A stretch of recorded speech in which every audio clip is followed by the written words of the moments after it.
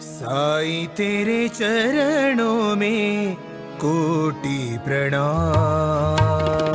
साईं तेरे चरणों में कोटि प्रणाम। साईं तेरे चरणों में कोटि प्रणाम। साईं तेरे चरणों में कोटि प्रणाम। शरण में ले लो साईं प्रभो। शरण में ले लो साईं प्रभो। शरण में ले लो साईं प्रभो। शरण में ले लो साईं प्रभो। साईं नमस्कार। अनंत कोटि ब्रह्मांड नायक सच्चिदानंद सद्गुरु श्री साईनाथ महाराज की जय। साई के चरणों में प्रणाम। साई बाबा परम परमेश्वर भगवान इस धरती की सबसे शक्तिशाली वरदान, और इस वरदान के प्रति सबका मालिक एक और श्रद्धा और सबूरी के साथ अपने लोगों को, अपने पूरे भक्त परिवार को, अपनी इस मानव जाति को, इस प्राणी जाति को आशीर्वाद देने की क्षमता रखने और उनके जीवन में आमूलाग्र क्रांति लाने वाले भगवान ओम साई राम। प्रारंभ करो, जारी रखो। इसी विचारधारा से प्रेरित सबका मालिक एक, श्रद्धा सबूरी, और सबसे मैं पहले कहूंगा वो आए और आकर चले गए, मौन रहे और कुछ कह गए। कुछ था जो बिन बाटे ही बढ़ गया, जल उठे दिए और अंधेरा झट गया। इस अंधेरा को झटने के लिए साईं बाबा ने अपने जीवन में एक क्रांति की। 1918 में बाबा ने देह रूपी शरीर छोड़ा, लेकिन आत्मा के माध्यम से और उनके साक्षात चमत्कार और आशीर्वाद के माध्यम से आज भी पूरे विश्व के जो मानवता के कल्याण के लिए जीने वाले लोगों को बाबा एक संबोधन देते, आशीर्वाद देते, मार्गदर्शन करते और उनके जीवन में क्रांति लाने के लिए वो हमेशा अपने भक्तों के पीछे खड़ा रहते हैं। ये शक्ति है, ये परमात्मा की शक्ति है। जब हम अहंकार को छोड़ देते हैं ना, तो हमें प्रेम से भर जाते हैं, और वो जो प्रेम रहता है वो इंसान से इंसान में जोड़ने की कला है। क्योंकि बहुत पहले कहा था, स्वयं को अपने में जानो, अपना अहंकार दूर करो, और फिर देखो जो रहेगा वो बचेगा, वो प्यार है, एक दूसरे के प्रति सद्भावना है। आज मैं एक बात कहना चाहता हूं। नैनम छिंदन्ति शस्त्राणि नैनम दहति पावक। नैनम छिंदन्ति शस्त्राणि नैनम दहति पावक न चैतम क्लेदयन्त्याप्यो न चैतम क्लेदयन्त्यापो न शोषयति मारुतः। इस शरीर को हम नष्ट कर सकते हैं, लेकिन आत्मा को कोई नष्ट नहीं कर सकता। आत्मा को ना अग्नि नष्ट कर सकता है, ना जल नष्ट कर सकता है, ना वायु नष्ट कर सकता है। आत्मा अमर है, और वही आत्मा हमारे जीवन में हम में है। सर्वसामान्य शरीर तो किसी को भी मिल जाता है, लेकिन असामान्य शरीर को पाने के लिए जो मौका भगवान के इस धरती पर आने को जो हमें अवसर मिला, उसको हम हमारे कार्य से, हमारी कृति से, हमारे विचारों से, हमारे शक्ति से, हमारी साधना से, हमारे ध्यान से, हमारे धारणा से और हमारे प्रति मानवता और प्राणी जात के प्रति सद्भावना रखने से हम परमात्मा के पास पहुंच सकते हैं। बहुत बड़ी बात। जैसे जीवन में कर्म करना जरूरी है, साईं बाबा ने अपने भक्तों को जो विचार दिए उसमें सबसे पहला विचार दिया है भक्ति मार्ग, ज्ञान मार्ग, कर्म मार्ग, और इसी सब के साथ जीवन का मार्ग, जीवन जीने की कला। मैं कहना चाहता हूं भाई और बहनों, इस जीवन जीने की कला को आत्मसात करने के लिए आपको साईं वाणी को सुनना पड़ेगा। प्रारंभ करो, जारी रखो। इस विचारधारा से आपको आपके जीवन में, निजी जीवन में कुछ अमूलाग्र बदल करना जरूरी है। और आज मैं पहली कड़ी आपको करने जा रहा हूं। उसके पहले मैं छोटी सी कहानी कहूं। कहानी बड़ी प्रीतिपूर्ण है। हम हमेशा जीवन में एक बात को दोहराते हैं, और वो बात कौन सी है पता है आपको? वो बात है हम हमारे जीवन में लड़ने से और कार्य करने से मुखर जाते हैं। बहुत सारे कारण हम देते हैं, ये हुआ, वो हुआ, वैसे नहीं हुआ, ये नहीं हुआ, इसीलिए मुझ में ये नहीं कर पाया। अरे जिन जिन महान लोगों ने कार्य किया उनके पास कितने साधन थे। आज भी साईं बाबा का आशीर्वाद लेके जहां भी आप खड़े हैं और जहां है, जिस समय में है, जिस स्थिति में है, वहीं से कार्य को प्रारंभ करो और जारी रखो। भाई और बहनों, मैं दावे के साथ कह सकता हूं, क्योंकि मैं साईं वाणी का ये जो प्रयास कर रहा हूं, पिछले लगातार 7 महीने से आपसे जुड़ के जो कार्य करने का जो मुझे बाबा ने शक्ति दी है, वो शक्ति मैं आपके तक लाने का जो मेरा सर्वसामान्य इंसान के तौर पर मैं काम कर रहा हूं, सिर्फ और सिर्फ बाबा के आशीर्वाद से। क्योंकि साईं बाबा ने मुझे आप सबके जीवन में क्रांति लाने के लिए, आज भी साईं वाणी ट्रस्ट ने जो भी कार्यक्रम हाथ में लिए, उसको बहुत अच्छी तरह से सभी मेरे पूरे विश्व के सभी साईं भक्त, साईं परिवार इस कार्य से जुड़ चुका है। यह अभी कार्य अकेले का नहीं रहा। मैं बूंद था, लेकिन समंदर में गिरा और मैं समंदर हो गया। मैं समंदर कैसे हुआ? क्योंकि मैं बूंद से समंदर में गिरा। आप अगर अकेले खुद को समझ रहे हो तो आओ साईं परिवार में और जुड़ जाओ। आप भी समंदर बन जाओगे। आप अकेले नहीं रहोगे, आप अकेले नहीं हो। भाई और बहनों, इसी विचारधारा के प्रति सजग होके हमें कार्य, और इसी कार्य से जुड़ने से हमें जीवन में क्रांति करनी है। मैं बहुत सारी विचारधाराओं के प्रति नहीं ज्यादा आपको प्रश्न में डालूंगा, लेकिन मैं विश्वास देना चाहता हूं, मैं आपको उत्तर देना चाहता हूं। ये उत्तर उस भाषा का उत्तर है जो लोग अपने जीवन से भटक रहे हैं। उन लोगों के लिए मैं आज प्रयास करने के लिए मैं विश्वास देना चाहता हूं। भाई और बहनों, ये साईं वाणी का विचार है और आप सबके जीवन में क्रांति लाने वाला विचार है। साईं वाणी 20 मिनट सुनने के बाद जब साईं योग करोगे, उसमें खासकर मैं कुछ आसन आपको कहूंगा, क्योंकि हमारे शरीर में, हम इस शरीर को लेके चल रहे हैं और इस शरीर को मंदिर कहा है भगवान ने, क्योंकि इसी मंदिर से हम हमारी यात्रा पूरी कर सकते हैं। आप अगर कहीं जाना चाहते हो तो आपको जो साधन चाहिए, वो साधन अपने जीवन में सबसे महत्वपूर्ण होता है। बिना शरीर के हम कहीं नहीं पहुंचेंगे। और इस शरीर को हम एक मंदिर की तौर पर अगर ले लेंगे तो याद रखना, ये मंदिर आपको आपकी मंजिल तक पहुंचा देगा, लेकिन इसके लिए मैं मंदिर से प्रवेश होता है अपने मन से। उस मंदिर में जो भी मूर्ति है, उस मूर्ति की पूजा करने के लिए हमें प्रसन्नता से फूल है, और वो फूल है हमारे विचार। दूसरी बात समझ लीजिए, उनकी अगर हम अगरबत्तियां धूप आरती करेंगे तो वो है हमारे बुरे विचारों को हम जलाएंगे। उसके बाद अगर हम उसको स्नान करेंगे, अभ्यंग स्नान, भगवान का स्नान मतलब है हमारे अच्छे कर्मों का एक फल, दातृत्व देना, दूसरों को देने की क्षमता रखना।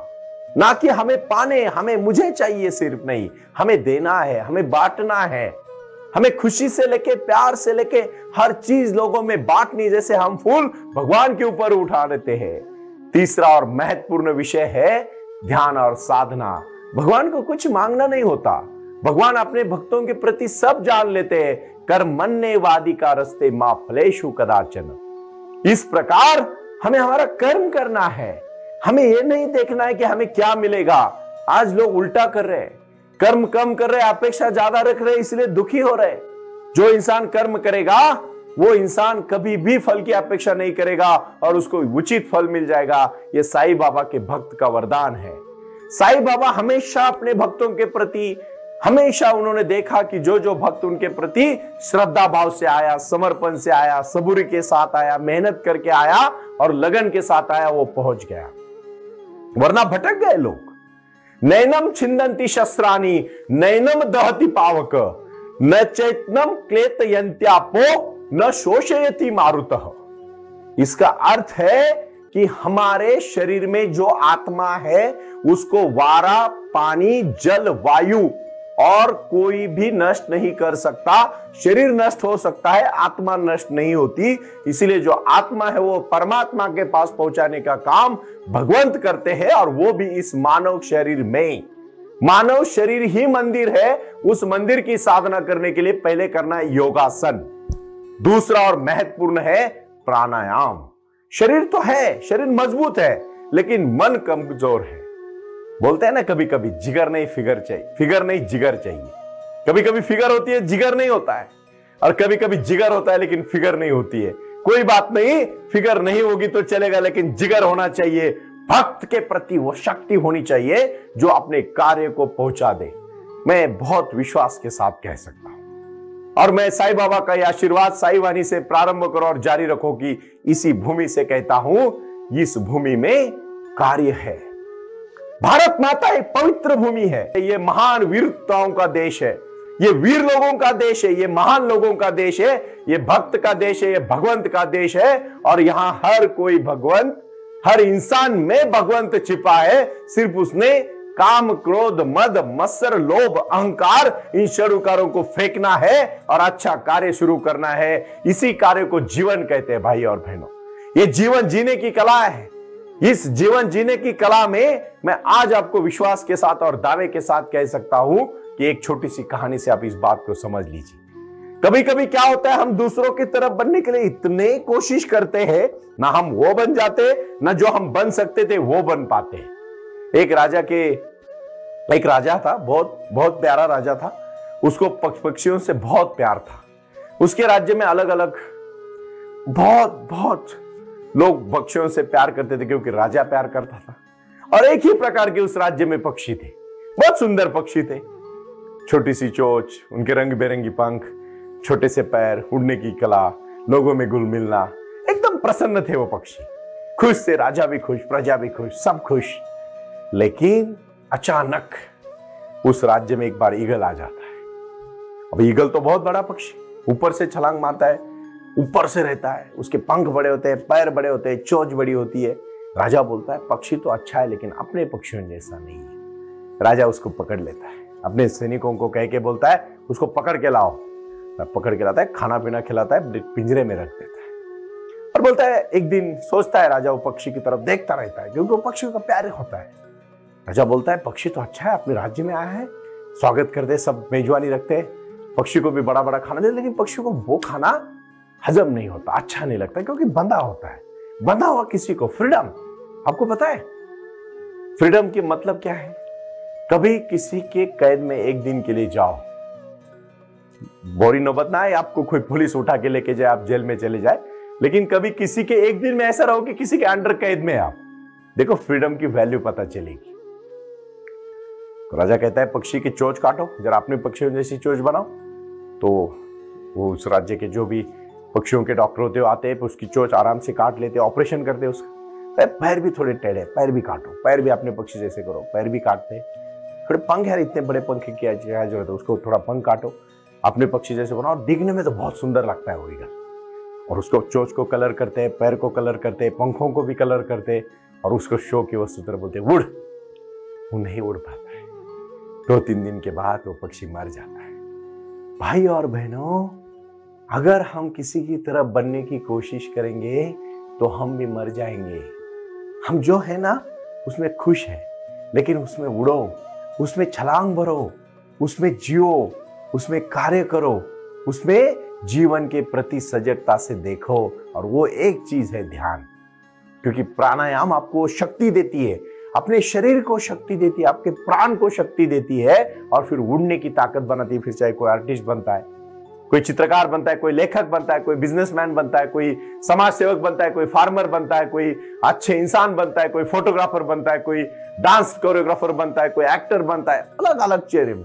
जो भी आपका रोजमर्रा का आपका जो कर्म है, क्योंकि कर्म कहाँ है? अर्जुन को भगवान कृष्ण ने कहा, अर्जुन उठ, तू हतो वा प्राप्यसि स्वर्गम जित्वा वा भोक्ष्यसे महीम तस्मादुत्तिष्ठ कौन्तेय युद्धाय कृतनिश्चय। इस कृति को तुझे करना है अर्जुन, तुझे रुकना नहीं है। अगर तुझे जीना है, कार्य करना है, तो तुझे कर्म करना पड़ेगा। इस कर्म की याद साईं बाबा दिलाते हैं, और साईं बाबा कहते हैं अपने भक्तों को, उठो, सुबह से लेकर शाम तक अपना कार्य करो, फ्रेश रहोगे। जो इंसान कार्य करता है वो जिंदगी भी बढ़ जाती है, लेकिन जिसको काम नहीं वो सोच सोच के भी मर जाता है। यही तो जीवन है। मैं हमेशा कहता हूं, बाबा ने जो भी अपने भक्तों के प्रति किया वो सजगता के माध्यम से किया। और तीसरा और बहुत ही महत्वपूर्ण है, प्राणायाम के बाद, साई क्रिया के बाद, साई योग। अभी कुछ मित्रों ने प्रश्न पूछे थे, सुनील जी हमें बुक्स कब अवेलेबल होंगे? saiwanitrust.org पे ऊपर बुक्स आपको मिलेंगे, आप वहीं से बुक्स खरीद सकते हो। ई-कॉमर्स पे बुक्स मिलेंगे आपको, ढेर सारे बुक्स है। अभी सेमिनार्स भी शुरू होंगे, 3-3 दिन की कार्यशालाएं हैं। उस कार्यशालाओं में मैंने जो भी प्रोग्राम डिजाइन किया है, क्योंकि साई गुरुकुलम का जो अंग्रेजी माध्यम का स्कूल का जो अभी एक हम पूरे देश में 1,08,000 खासकर मैं क्षेत्रों को चुन चुका हूं और उसमें 1,008 स्कूल हम अभी 1,08,000 प्री स्कूल और 1,008 स्कूल के हम शुरू कर रहे हैं। यही हमारे साई वाणी का उद्देश्य है कि हमारा साई गुरुकुलम सिस्टम मिले। यही आज का संदेश है। प्रणाम। ओम साई राम। प्रारंभ करो, जारी रखो। इसी विचारधारा से साई वाणी का प्रारंभ हुआ। शिरडी के साई बाबा का आशीर्वाद पाके खुद अपने जीवन में एडवोकेट डॉक्टर सुनील नाना साहेब करपे जी ने साई वाणी के इस कार्यक्रम को प्रारंभ करते हुए 21वीं सदी को सही में साई बाबा के आशीर्वाद से लोगों के जीवन में बदलाव एवं खुशियां लाने के लिए साई वाणी का प्रारंभ किया। लगातार लोग साई वाणी को सुनते आ रहे हैं। साई कृपा जो साई ध्यान से जुड़ी हुई है, क्योंकि मेडिटेशन ही एक ऐसी शक्ति है जो जीवन में क्रांति ला सकती है, बदलाव ला सकती है और खुशियां दे सकती है। लेकिन उसके लिए प्राणायाम बहुत महत्वपूर्ण है और अपने संकल्प के प्रति अडिग रहकर उन्होंने प्राणायाम की श्रृंखला को अपनी शक्ति से जोड़ा और उसको साई क्रिया के माध्यम से साई ध्यान के प्रति वो लगातार लेके चले गए। इन सब क्षेत्रों के लिए एक ऐसा परिक्षेत्र होना चाहिए जहां लोग आएं और रुके। शिरडी में साई बाबा के समाधि के आशीर्वाद के बाद उनको ज्ञान और ध्यान दोनों की शक्ति देने का प्रयास किया जा रहा है।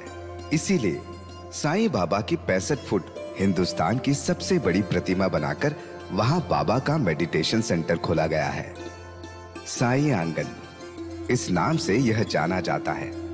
देऊळगाव गाड़ा, तालुका दौंड, जिला पुणे, यहाँ साई आंगन की और बारामती क्षेत्र में साई आंगन में इसी क्षेत्र की निर्मित करते हुए उन्होंने यहाँ निजी व्यवस्था के साथ बच्चों के लिए गुरुकुल सिस्टम का इंग्लिश माध्यम का स्कूल, जहाँ बच्चे पढ़े और जहाँ बच्चे गुरुकुल में रहकर गुरुकुल के माध्यम से गुरुर ब्रह्मा गुरुर विष्णु गुरुर देवो महेश्वरा गुरु साक्षात परब्रह्म तस्मै श्री गुरुवे नमः इसका ज्ञान ले पाएं। इसी के लिए इसे पूरी तरह से सीबीएसई एवं गुरुकुल के माध्यम से बच्चों को एक सुजान एवं भारत का एक ज्ञानी और अच्छा नागरिक बनाने के लिए वे ये कर रहे हैं। उसी के साथ हेल्थ इज वेल्थ कहते हैं कि शरीर ही सबसे महत्वपूर्ण संपदा है और उस संपदा को आयुर्वेदा के माध्यम से लोगों को जोड़ना चाहिए। इसीलिए उन्होंने यहाँ साई वाणी आयुर्वेदा हॉस्पिटल की भी निर्मित की है और उस कार्य के लिए वो पूरी तरह जुड़ चुके हैं। पूरे विश्व से लोग साई क्रिया और साई ध्यान के माध्यम से जुड़ रहे हैं और इसीलिए उन्होंने साई वाणी trust.org इस ई-कॉमर्स की भी स्थापना की है। इस ई-कॉमर्स के माध्यम से हजारों करोड़ों भाई बहन को उन्होंने व्यापार करने के लिए प्लेटफॉर्म दिया। उनकी कला, उनकी क्षमता, उनका ज्ञान लोगों तक पहुंचाने के लिए साई वाणी trust.org बहुत बड़े लेवल पर महत्वपूर्ण प्रयास कर रहा है। इसीलिए यहाँ आए। ये बाबा की नगरी है। यहाँ बाबा का विज्ञान, बाबा का आशीर्वाद एडवोकेट डॉक्टर सुनील नाना साहेब करपे जी के साथ लोगों तक पहुंच रहा है। हमसे जुड़े रहने के लिए आज ही साई वाणी के ऑफिशियल यूट्यूब चैनल को सब्सक्राइब करें या अधिक जानकारी के लिए संपर्क करें 9604050607। ओम साई राम। प्रारंभ करो, जारी रखो।